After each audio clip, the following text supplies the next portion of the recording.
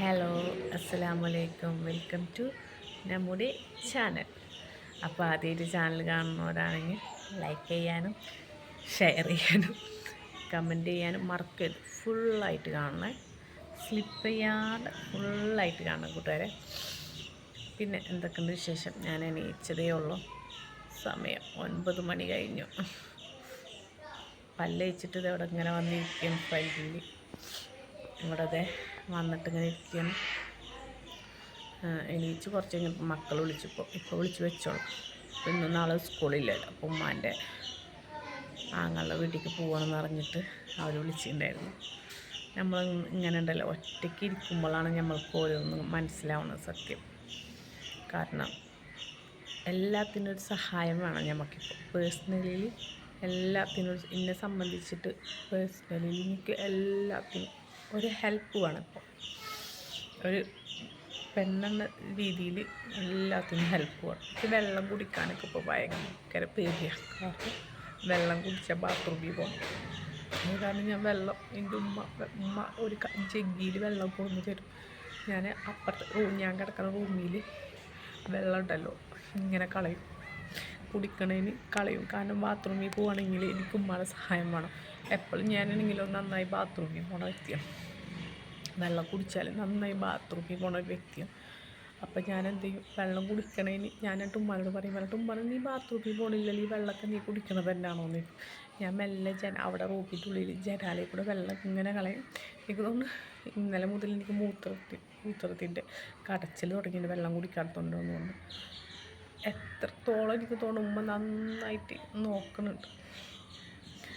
പക്ഷേ ചില സമയത്ത് നമുക്ക് വേദന വരുമ്പോൾ എനിക്ക് ദേഷ്യം ഇങ്ങനെ പെട്ടെന്ന് ഇങ്ങനെ ദേഷ്യം വരും. വേദന സഹിക്കാൻ പറ്റാണ്ടാവുമ്പോൾ ചൊറിച്ചിൽ മൊത്തത്തിൽ ബോഡി ഞാൻ വീണതുകൊണ്ടേ മേലൊക്കെ സ്ക്രാച്ചുകളുണ്ട്. അത് ബോഡി പെയിൻ എന്ന് പറഞ്ഞാൽ നല്ല പെയിനാണ്. അതിൻ്റെ ഇടയിൽ സന്തോഷത്തിൽ ഇങ്ങനെ ഒരു ടൈം മാറാൻ വേണ്ടിയിട്ട് ഓരോ ഷോർട്സ് എടുത്തിടും. ചാനലിൽ നിന്ന് താഴെണ്ടാന്ന് വിചാരിച്ചിട്ട് ഷോർട്സ് ചിരിച്ചിട്ട് ഇങ്ങനെ എടുത്തിടും. പക്ഷേ ഓരോ കാര്യങ്ങൾ ഇങ്ങനെ ആലോചിക്കുമ്പോൾ കുട്ടികളങ്ങനെ മിസ് ചെയ്യണതിനെ കുറിച്ചിട്ടും അതാണ് ഇപ്പോൾ ഏറ്റവും വലിയ വിഷമം എന്ന് വെച്ചാൽ മക്കളെ കാണാൻ പറ്റണില്ലല്ലോ എന്നുള്ള ആലോചിക്കുമ്പോൾ സത്യം പടച്ചുകൊണ്ട് എൻ്റെ ഒരു സഹിക്കാൻ പറ്റണില്ല. വേഗം ഒന്നായ 1.5 മാസം എന്ന് പറയുന്നത് എനിക്ക് വലിയൊരിത്. കാരണം 1.5 മാസം പറയണത് എന്താ പറയുക, ഒരാഴ്ച പോലും ആയിട്ടില്ല. തിങ്കളാഴ്ച വന്നാൽ ഒരാഴ്ച ആവും. ഞായറാഴ്ച ഇത് സംഭവിക്കുന്നത്. തിങ്കളാഴ്ച വന്നാൽ ഒരു ആഴ്ച ആവണം. അവിടുന്ന് 1.5 മാസം പിടിച്ചു വെച്ചിട്ട് ഇത് അതുവരെ എനിക്ക് തോന്നുന്നു ഉമ്മ എനിക്ക് വേണ്ടി കുറേ കഷ്ടപ്പെടുന്നു. കുളിക്കാനാണെങ്കിലും ബാത്റൂമിൽ കൊണ്ടുപോകാനാണെങ്കിലും എൻ്റെ ദേഷ്യമാണെങ്കിലും എനിക്ക് ചിലത് ഞമ്മക്കുണ്ടല്ലോ. ഞാൻ മഫ്തൊക്കെ കൂട്ടിയിട്ടാണ് വീഡിയോസ് ചെയ്തിരുന്നത് ഫസ്റ്റിൽ. പക്ഷേ നമ്മൾക്കത് കുത്താൻ എനിക്കിങ്ങനെ വീഡിയോസ് ചെയ്യുന്നത് നല്ല ബുദ്ധിമുട്ടുണ്ട്. ഞാൻ ഈ ഷോളൊക്കെ കെട്ടിയിട്ട് വീഡിയോസ് ചെയ്ത് തരുന്നൊരു വ്യക്തി. അപ്പോൾ വീട്ടിലെങ്ങനെ എനിക്ക് ഇവിടെ എന്ന് വെച്ചാൽ ഞാൻ വരുമ്പോൾ രസമൊന്നും കൊണ്ടുവന്നിരുന്നില്ല. എൻ്റെ ഫസ്റ്റ് അത് എനിക്ക് തോന്നുന്ന ടീഷർട്ടും പാൻറ്റുകളൊക്കെ കൂടെ ഇരുന്നിരുന്നു. ഞാൻ ഇവിടെ വന്നാൽ പുറത്തേക്കൊന്നും ഇറങ്ങില്ല. ഇവിടെ തന്നെ ഇതിൻ്റെ ഉള്ളിൽ അങ്ങോട്ടും കൊണ്ട് അടിപ്പാടി കിടക്കല്ലാണ്ട് ആ ടീഷർട്ട് കുറേയൊക്കെ ടീഷർട്ടും ഇതും എൻ്റെ ആങ്ങളുടെ കുട്ടികൾ കൊണ്ടുപോയി. അതിൽ വലുത് 2-3-4 എണ്ണം കൂടെ ഉണ്ടായിരുന്നു. അതാണ് ഇപ്പോൾ ഇവിടെ ഇടണത്. അവിടെ ആകുമ്പോൾ നൈറ്റ് ഇടും. ഇവിടെ ആകുമ്പോൾ ഇപ്പം എനിക്ക് ചില ഡ്രസ്സുകൾ പറ്റണില്ല. അങ്ങനത്തെ ഒരു കാര്യങ്ങളുണ്ട്. ചില ഡ്രസ്സുകൾ എനിക്ക് ഞാൻ ചൊറിഞ്ഞുകൊണ്ടിരിക്കും. എനിക്ക് നല്ല സോഫ്റ്റുള്ള തുണികളെ പറ്റുള്ളൂ ശരീരത്തിൽ. അല്ലാത്ത വീട്ടിലിടുമ്പോൾ എനിക്ക് ഇങ്ങനെ ചൊറിഞ്ഞുകൊണ്ടിരിക്കും. കടയിൽ അത് ഇച്ചിൻ്റെ കാര്യത്തെ ചേച്ചിക്കറിയാം. ഞങ്ങൾക്ക് രണ്ടാൾക്കിപ്പോൾ അങ്ങനെ ടൈറ്റുള്ളതൊന്നും പറ്റില്ല. കുറച്ച് ലൂസുള്ളത് വേണം ഇടണമെങ്കിൽ. അപ്പോൾ നമ്മളിങ്ങനെ എല്ലാത്തിനും ഉമ്മാനെ വിളിക്കുമ്പോൾ എനിക്ക് തന്നെ പേഴ്സണലി ഭയങ്കര ബുദ്ധിമുട്ട്. കാരണം ഉമ്മ എന്ന് പറയുന്നത് താത്താൻ്റെ 3 മക്കളുണ്ട് ഇവിടെ. താത്ത ജോലിക്ക് പോയിക്കും. താത്താൻ്റെ 3 മക്കളുണ്ട്. ആ 3 മക്കളെ നോക്കണം. അതിൻ്റെ ഒരു ചോട്ടുണ്ട്, ചെറിയ കുട്ടിയുണ്ട്. അതിനെ നോക്കണം. അതിൻ്റെ ഇടയിൽ ഇന്നെ നോക്കണം. അതിൻ്റെ ഇടയിൽ ഞാൻ ദേഷ്യം പിടിക്കും. ഞാനിപ്പോൾ എന്താ ചെയ്യണമെന്നറിയോ, റൂമിൻ്റെ വാതിൽ കുറ്റിയിട്ടിട്ടിരിക്കും. എനിക്കൊക്കെ നെറ്റ് ഓൺ ആക്കണ തന്നെയല്ലേ ചില സമയത്ത് ദേഷ്യം പിടിക്കുമ്പോൾ നെറ്റ് ഓഫാക്കിയിട്ട് അതിൻ്റെ ഇടയിൽ ഷോർട്സൊക്കെ ചെയ്യാൻ പറ്റുകയാണെങ്കിൽ ചെയ്യാൻ പറ്റും. അപ്പോഴാണ് നമ്മൾ ആലോചിക്കും, പഠിച്ചോനെ നമ്മൾക്ക് എന്തെങ്കിലും പറ്റുമ്പോഴുള്ളൊരു അവസ്ഥനെ കുറിച്ചിട്ട് നമ്മൾ ആലോചിക്കും. എൻ്റെ റബ്ബേ ഇത്രയുള്ളൂ മനുഷ്യന്മാരുടെ അവസ്ഥ. ആണായാലും പെണ്ണായാലും ഒന്ന് വീണാൽ പോയി കാര്യം. അപ്പം എല്ലാവരും വിചാരിക്കും എന്ത് ഇത്ര മാനസികമായിട്ട് ഇത്ര ഇതെല്ലാവർക്കും സംഭവിക്കണമല്ലേ എന്ന് വിചാരിക്കും. പക്ഷേ എല്ലാവർക്കും ചിലപ്പോൾ സംഭവിക്കുക ഒരു ചെറിയൊരു ഇതിൻ്റെ പേരിൽ മാത്രം രക്ഷപ്പെട്ടതാണ് ഞാൻ. അല്ലെങ്കിൽ എന്നെ കുത്തി കീറിയിരുന്നു പണി. ഞാൻ അങ്ങോട്ടും കൊണ്ട് ഉരുണ്ടിട്ട് രക്ഷപ്പെട്ടതാണ്. വീണിട്ട് ഞാൻ അങ്ങോട്ടും കൊണ്ട് ഇത് എൻ്റെ മേലേക്ക് ഇതിങ്ങനെ വരുമ്പോൾ ഞാൻ അങ്ങോട്ടും കൊണ്ട് ഇങ്ങനെ എത്തിച്ചിട്ട് ആ നിലത്ത് കടന്നുറുണ്ട്. ഞാൻ ചാടിയത് കുറച്ചും കൂടി ദൂരത്ത് കടഞ്ഞാൽ ഞങ്ങളെ വീടെന്ന് വെച്ചാൽ ഭയങ്കര ഉയരത്തിലാണ്. അപ്പുറത്തെ വീടിൻ്റെ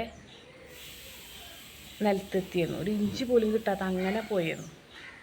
എന്തോ എനിക്ക് തോന്നുന്നു എൻ്റെ മക്കളെ ആലോചിച്ചിട്ടൊന്നുകൊണ്ട് കുറച്ചുകൂടി മേലെ ജീവൻ വെച്ചത്. അല്ലെങ്കിൽ മൊത്തത്തിൽ പന്നി കുത്തി മാന്തിയായിരുന്നു.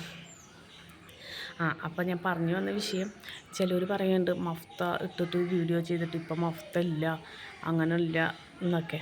എനിക്കിപ്പോൾ മഫ്ത കുത്തണമെങ്കിൽ, എനിക്ക് ഷോൾ എടുക്കണമെങ്കിലും ഡ്രസ്സ് മാറ്റി വീഡിയോ ചെയ്യണമെങ്കിലും ഒരാളെ സഹായം വേണം. പറഞ്ഞാൽ മനസ്സിലായോ? ഇപ്പം ഞാൻ എങ്ങനെയാണ് ഇവിടെ ഇരിക്കുന്നത് അതിൽ വീഡിയോ ചെയ്യാനാണ് എനിക്കിഷ്ടം. പറഞ്ഞാൽ മനസ്സിലായി?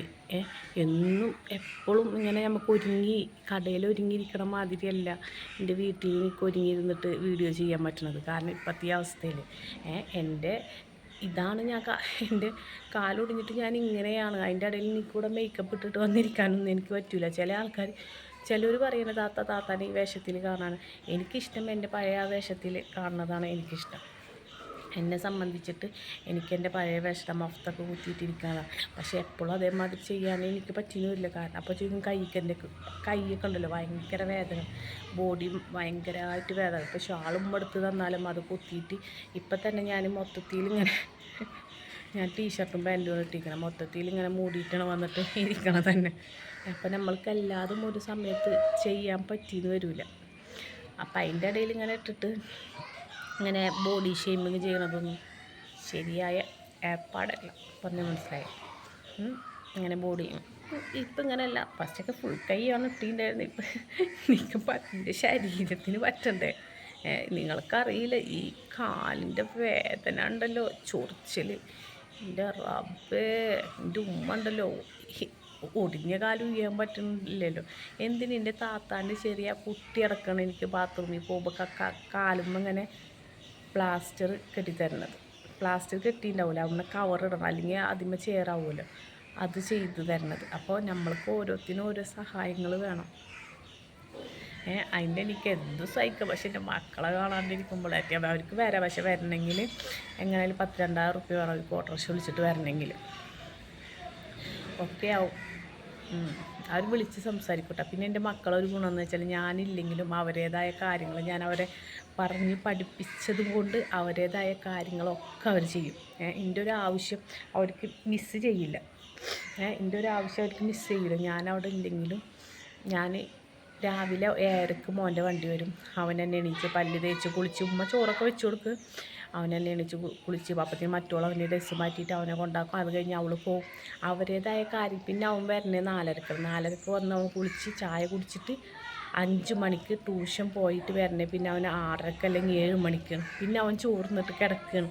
അപ്പോൾ അവരുടേതായ കാര്യങ്ങൾ എനിക്ക് തോന്നുന്നത് പടച്ചോന് എന്നെക്കൊണ്ട് എൻ്റെ മക്കൾക്ക് അവരുടേതായ 5 വയസ്സായി അവനൊക്കെ ഒറ്റയ്ക്ക് അവൻ്റെ കാര്യങ്ങൾ ചെയ്യണമെന്ന് വെച്ചാലുണ്ടല്ലോ, അത് പടച്ചോന് എനിക്ക് മുന്നേ തന്നൊരു ഭാഗ്യമാണ് എൻ്റെ മക്കളെന്ന് പറയണത്. അത്രക്കും ബെസ്റ്റാണ് എൻ്റെ മക്കൾ. അപ്പോൾ ഇത്രയുള്ള വീഡിയോ. ഓക്കെ, ബായ്, അസ്സലാമു അലൈക്കും. ഇഷ്ടമായെങ്കിൽ ലൈക്ക് അടിക്കാൻ ഫുള്ളായിട്ട് കാണണം. ബൈ.